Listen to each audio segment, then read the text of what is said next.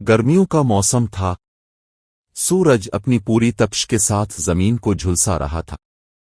धूप इतनी सख्त थी कि परिंदे भी दरख्तों के साए में छप गए थे।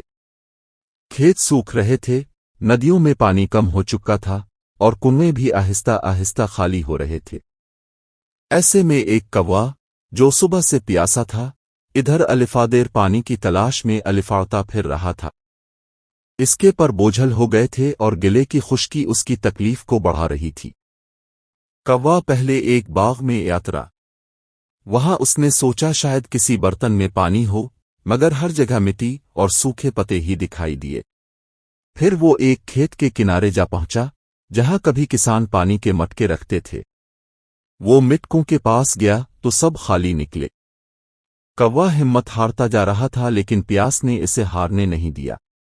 वो फिर आसमान में आड़ा और किसी मुजिज़े की तलाश करने लगा। कुछ देर बाद उसे एक छोटा सा घर नजर आया। घर के सहन में एक पुराना घड़ा रखा हुआ था।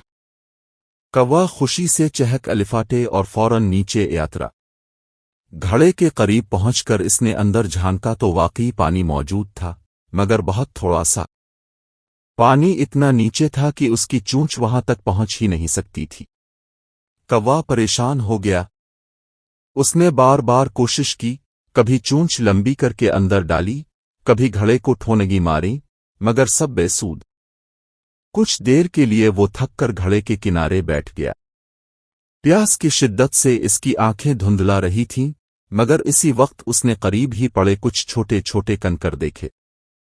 इसके ज़हन में एक ख्याल आया, अगर मैं ये कंकर घड़े में डाल दूं तो शायद पानी ऊपर आ जाए।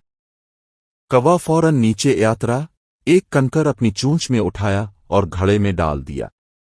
फिर दूसरा, फिर तीसरा, और यूं करता रहा। जैसे जैसे कंकर घड़े में गिरते गए, पानी ऊपर आने लगा। कौवा बड़ी मेहनत से कंकर डालता रहा। आखिरकार पानी इतना ऊपर आ गया कि वो आसानी से अपनी चोंच डालकर पी सकता था। उसने जी भर के पानी पिया और अपनी जान बचाई। पानी पीने के बाद कौवा ने खुशी से पर फैलाए और जोर से काएं काएं की। उसे अपनी अक्ल और मेहनत पर फख्र था।